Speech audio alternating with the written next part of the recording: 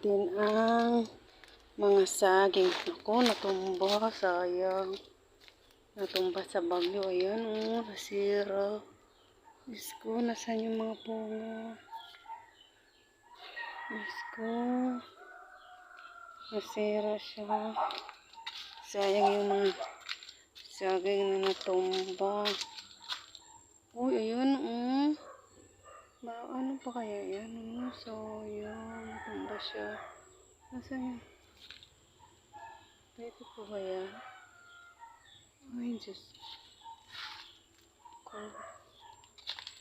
Sayang. Buti na lang yung isa hindi. Ayun, may bunga yun. Ayun, oh. Ayan. Kasi malakas yung hangin ng bagyo. Nabuwal ito. Ayan, nabuwal yung isa. Ayan, gabi. Tinanim ko. Diyos ko, ilan bang natubuwal? Isa, dua, tulo, upat. Sayang naman yung mga bunga.